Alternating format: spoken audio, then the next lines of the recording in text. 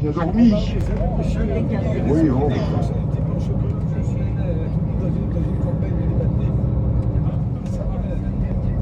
Vous avez été vous balader un petit peu au port hier soir? C'était sympa. C'était magnifique. Il faut aller en bateau pour voir ça, sinon on ne voit rien. Voilà. Mais vous, dans votre programme, vous avez une balade qui est beaucoup plus longue, qui dure presque 2 heures, puisqu'on vous emmène aux abords de l'archipel des îles Lavezzi. Vous avez entendu parler des îles Lavezzi? Vous avez des petites îles qui sont dans l'extrême sud de la Corse, les îles Lavezzi, il y a l'île de Caballo, enfin l'île des milliardaires, etc. Et vous avez des petits lagons là, et c'est une balade magnifique. Donc la mer m'a l'air belle quand même. Par contre, regardez comme elle est jolie la petite plage de Farbonne. Vous voyez, elle est bien fermée. Alors vous voyez la plage de Farbonne ici, comme là, vous allez voir, après on va passer près d'une tour. Ça c'est tout le territoire de Conca. Vous voyez Conca, je vous en ai parlé hier. Conca, c'est le point d'arrivée du GR20. Alors évidemment, c'est un endroit qui est hyper touristique, donc il a fallu protéger ça, les récifs coralliens. Alors ici, vous avez la rivière qui s'appelle la Conca, qui vient se jeter au bord de la plage, et vous avez là une très jolie petite plage aussi. Très fermée, vous voyez la presqu'île, elle protège... C'est la tour de Faotea. En trafic en Méditerranée de chênes liège, les communautés qui avaient des chênes liège, ils payaient un impôt en chênes liège. Pinarello. Et puis alors ils ont aménagé, ils ont créé une boîte de nuit, des cafés, des restaurants. C'est noir de monde, à l'été c'est noir de monde, hein, Pinarello. On forme les gens qui démasquent le liège. Calangianus, c'est une ville du liège. Quand on arrive à Calangianus, on voit des montagnes de liège qui sèchent. Alors ça avait attiré... Comment? Oui, ça a attiré pas mal ça. Ça a contribué à attirer pas mal les autorités génoises, évidemment, qui voyaient dans cette grande plaine de Porto Vecchio des zones fertiles. Voilà. Alors d'ailleurs, ils ont fait un très gros travail d'assèchement des mains du blé sarde vers la Ligurie. C'est pour ça que dans les archives de Gênes Bonifacio, à l'école, on apprend le dialecte bonifacien, qu'on appelle un dialecte corso-ligure. Voilà. C'est une petite différence hein, sur les murs, c'est magnifique. Et un jour que je faisais visiter la Sardaigne, je suis rentré dans un petit café où cette ville qui a rayonné hein, dans le dispositif génois en Méditerranée était devenue une périphérie oubliée. Vous avez un développement biologique après, se développent des petits animaux qui ont une coquille qu'on appelle des microlithes, et sur des millions d'années, hein, ces microlithes se décomposent, se compactent et forment le calcaire. Et alors après, quand vous avez des mouvements tectoniques, ces falaises de calcaire, ces masses de calcaire qu'on trouve au fond de l'eau, peuvent être surélevées et donnent les falaises, notamment les falaises de Bonifacio. Voilà, et là vous avez le petit train. Vous voyez le petit train, c'est là qu'on le prendra au retour du déjeuner pour monter à la citadelle là-haut. Vous la voyez, la citadelle là-haut? C'est lequel qui te gêne le plus?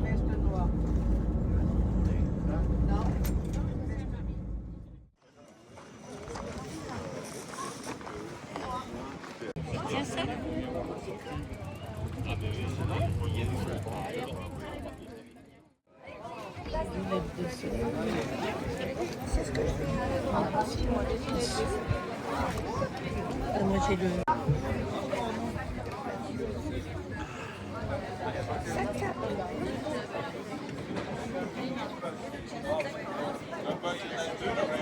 Je vais mettre le chapeau. Oh là là, n'importe quoi, il faut mettre des signes de croix, ça Il nous bénit. nous...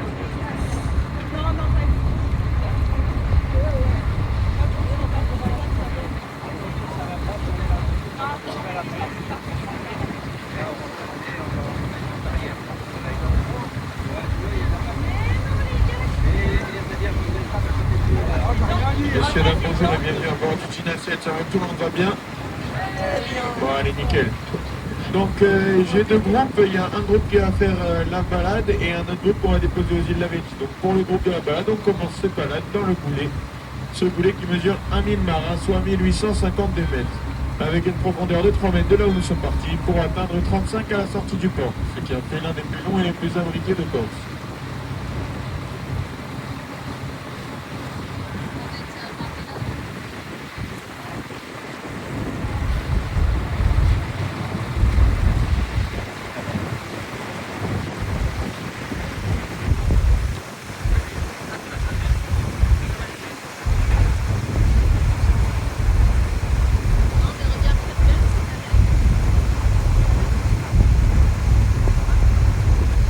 Sur votre gauche en hauteur, vous pouvez voir cette colonne de granit. Elle a été ébauchée il y a plus de 2000 ans sur un îlot entre la Corse et la Sardaigne, l'îlot de Saint-Baïn. C'est beau. Chouette. D'accord. Ça nous rappelle. Ah ouais.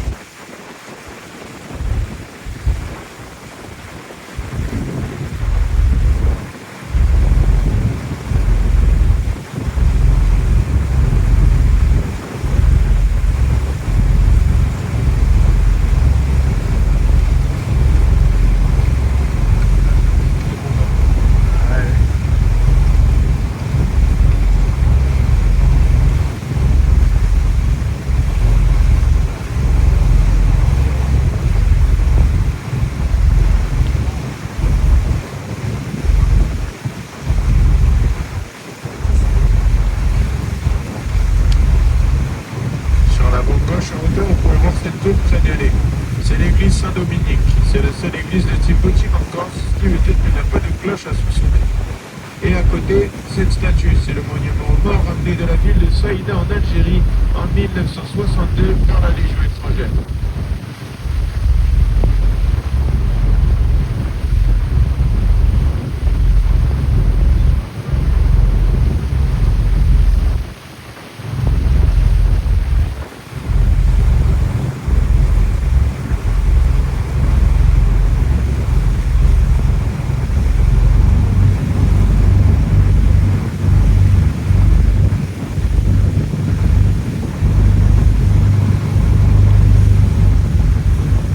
Et sur votre gauche, vous pouvez voir maintenant la gare maritime. C'est de là que partent les deux ferries qui s'occupent de faire la traversée entre la Corse et la Sardaigne, qui est à seulement 1 heure de trajet.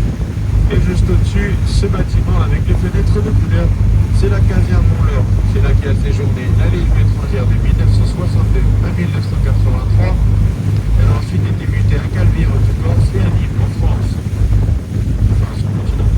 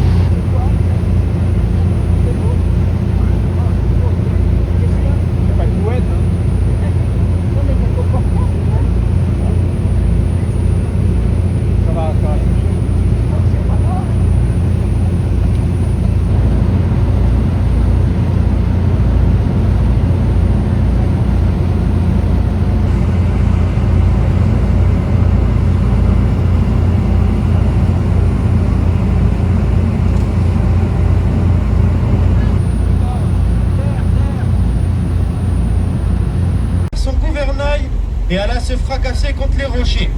C'est encore aujourd'hui la plus grande catastrophe maritime de la Méditerranée. Environ 700 personnes y ont perdu la vie.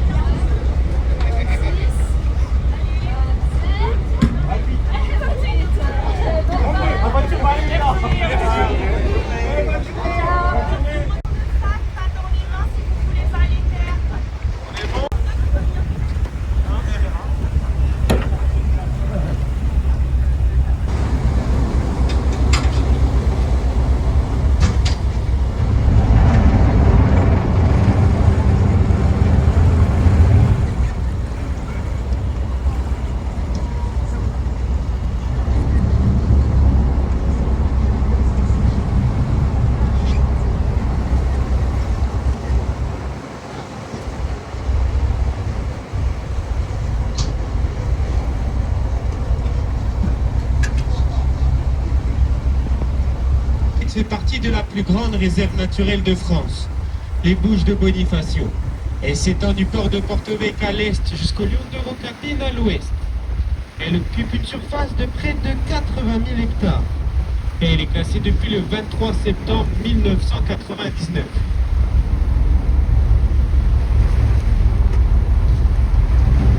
Alors, on y retrouve également plusieurs constructions en hommage aux personnes disparues lors du naufrage de la Sémillante. Cette frégate maritime française avait quitté le port de Toulon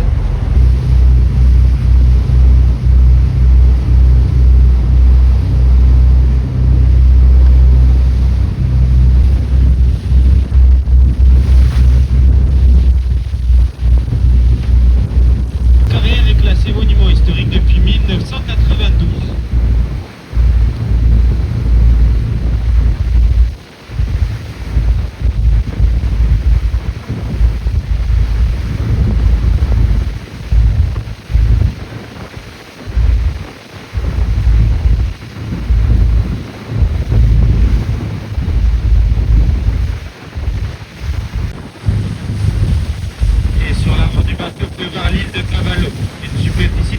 hectares, cette île est la plus grande de l'archipel et elle est la seule à y être habitée.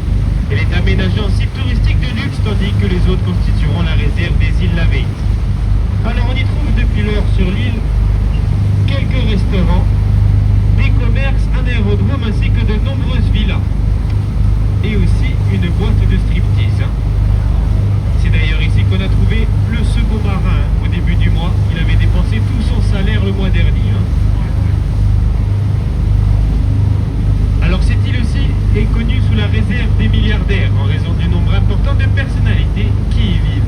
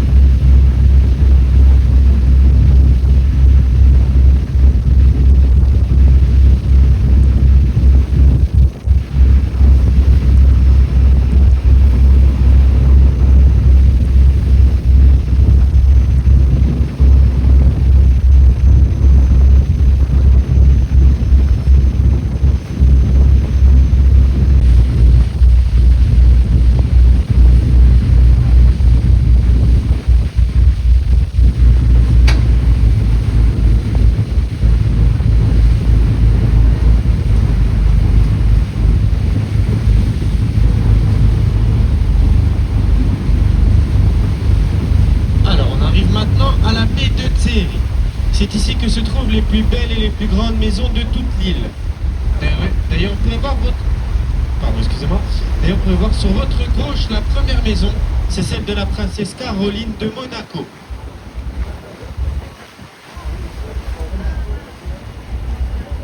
La toute première sur votre gauche, hein.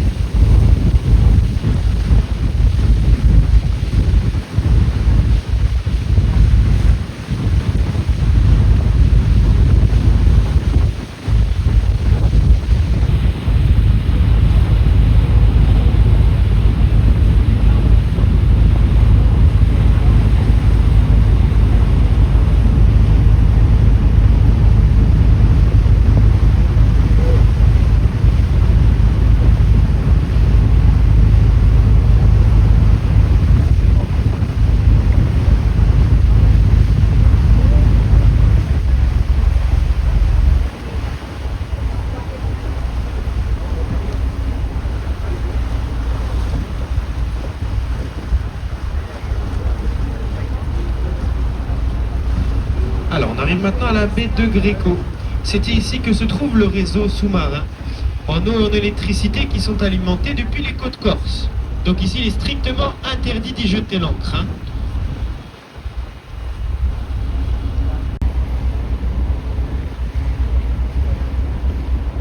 Et c'est de cette baie que vient aussi un petit bateau qui transporte tous les camions ou les ouvriers qui viennent faire des travaux sur l'île.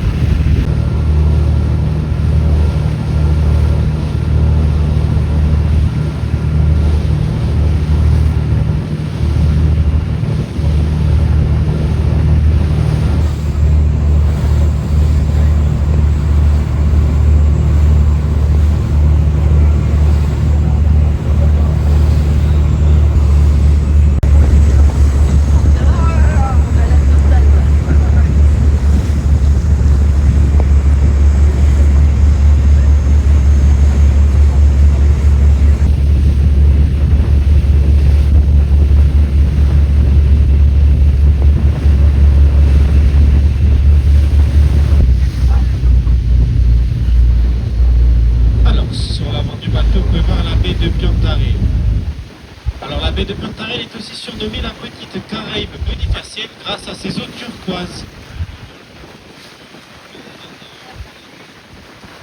Vous pouvez voir sur votre droite l'île de Piane, qui veut dire l'île. Pour l'avant du bateau, vous pouvez voir la plage du Petit-Espérance. Alors cette plage présente une singularité des faits de poussière et de calcaire. On y accède par un sentier dans le maquis sur lequel on retrouve encore aujourd'hui des vestiges de l'ancien port de commerce romain.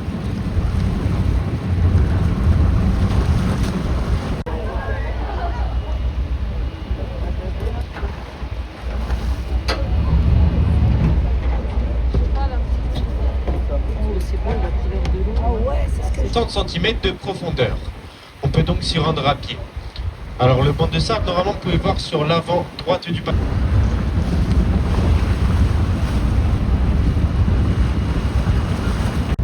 Et sur l'avant du bateau, vous pouvez voir le golfe de Sperone.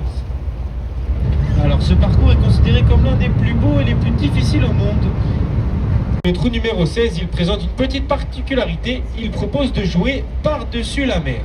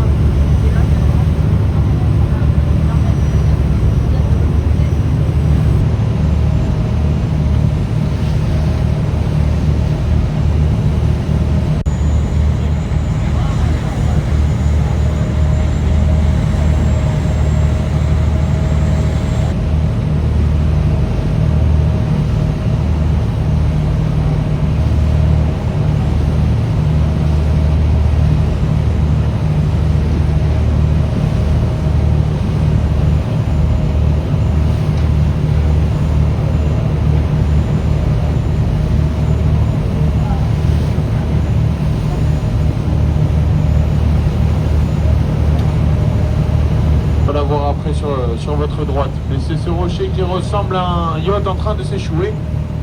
Et d'ici, nous sommes qu'à 9 km de la Sardaigne. C'est la pointe la plus au sud.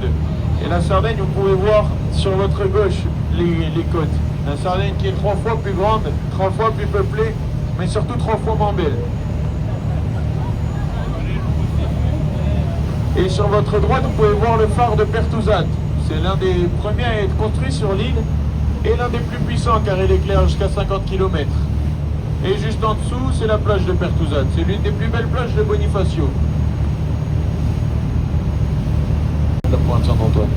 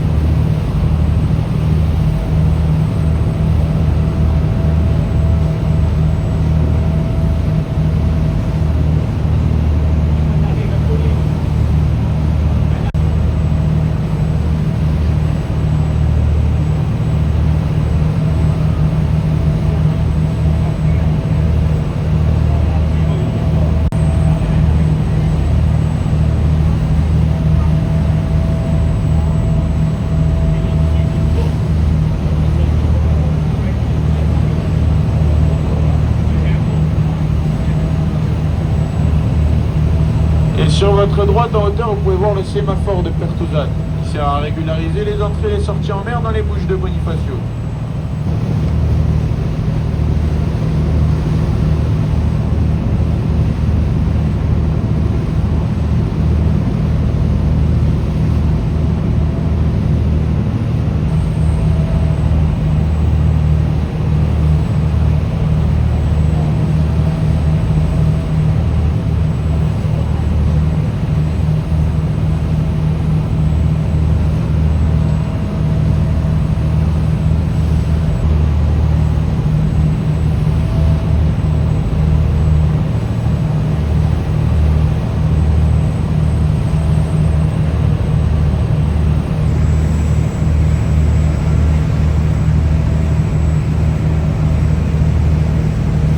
Sur votre droite, vous pouvez voir ces bunkers.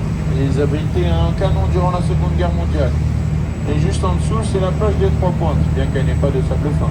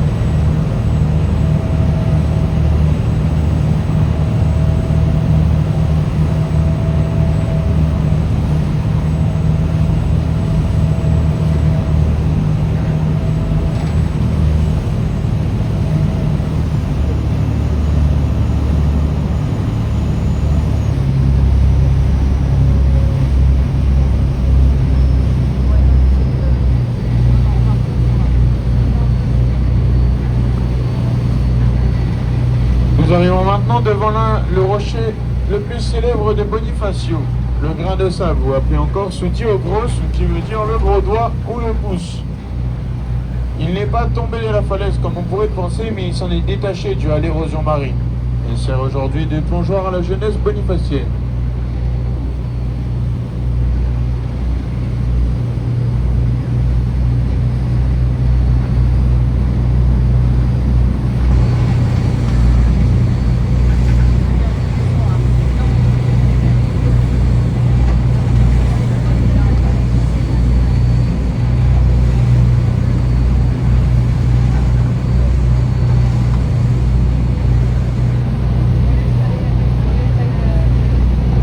Et nous sommes maintenant sous la ville de Bonifacio. C'est toutes ces maisons perchées de 60 à 70 mètres d'altitude avec un porte-à-faux de 8 à 10. Elle a été fondée en l'an 828 par le comte et marquis de Toscane Boniface, qui céda son nom à la ville.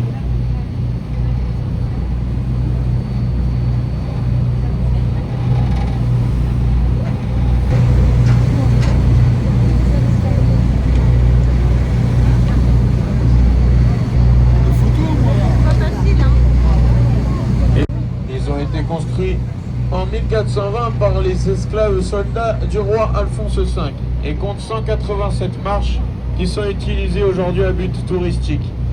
Alors il faut compter 10 à 15 minutes de descente, 20 secondes si vous ratez la première marche, 20...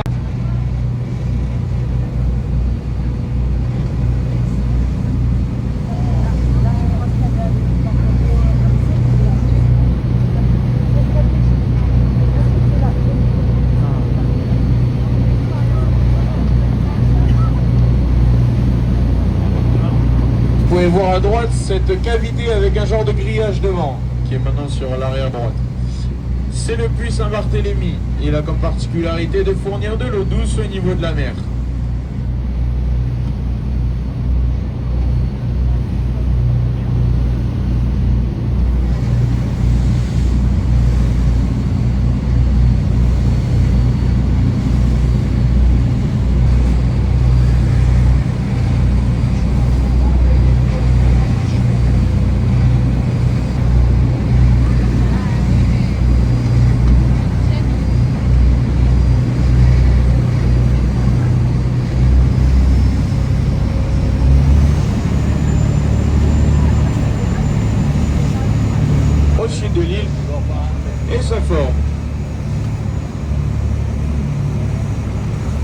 droite, la grotte Saint-Antoine.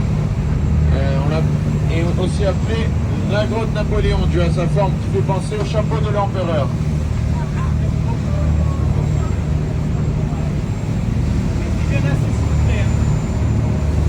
Restez bien assis s'il vous plaît, ça bouge un petit peu.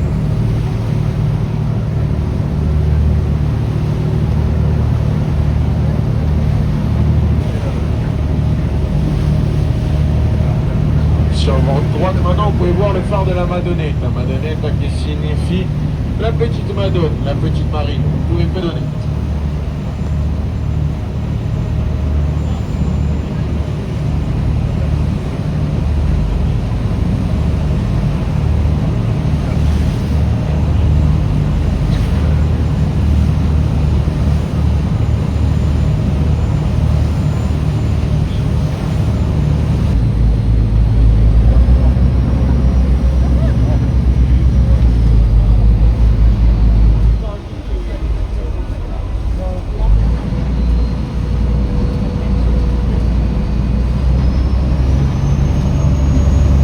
Nous arrivons maintenant dans la grotte du Dragonate. Le Dragonate qui signifie le petit dragon.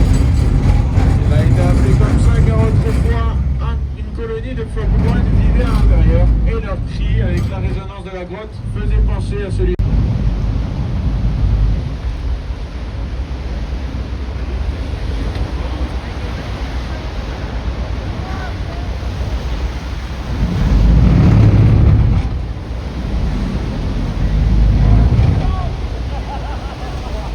Et à l'intérieur de celle-ci, vous pouvez voir une autre cavité, on l'appelle la grotte des amoureux. La légende dit que si un couple y passe la nuit, il en ressort lié à vie. Donc pour les couples,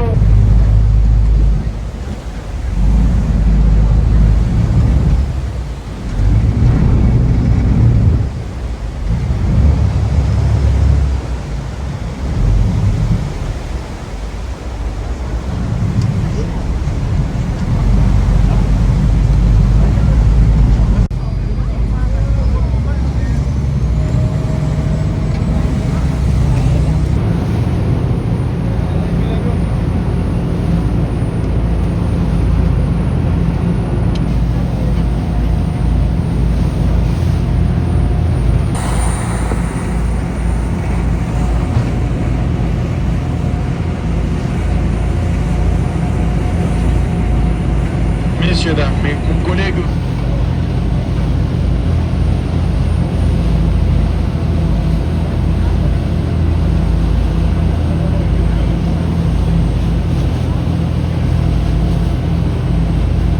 Si vous voulez, vous pouvez aller à l'avant prendre des photos, c'est calme. Et si vous avez...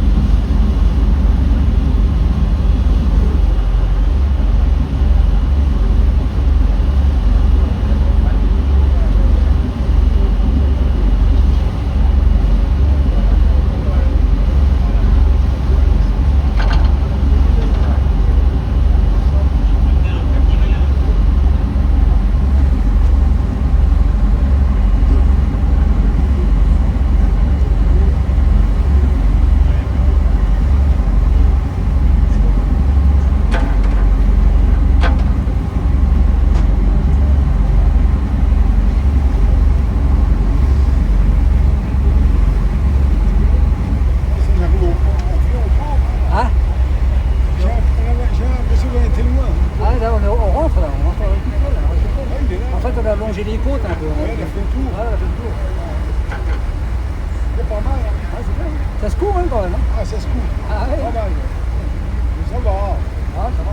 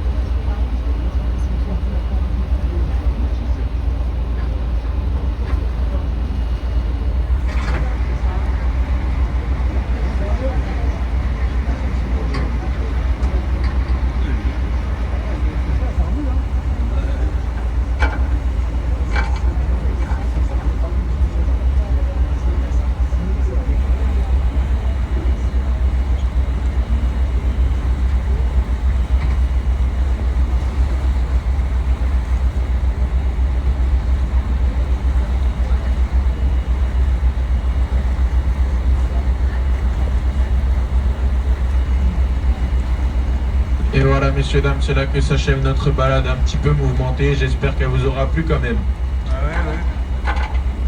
Je vais juste vous demander 2-3 petites choses avant de vous laisser. Durant les manœuvres, du coup, de bien rester assis et de garder les bras à l'intérieur du bateau. Merci. Passez de bonnes vacances en Corse. Merci beaucoup de m'avoir écouté. Et si vous avez une petite pensée pour l'équipage, on vous en remercie. Merci beaucoup.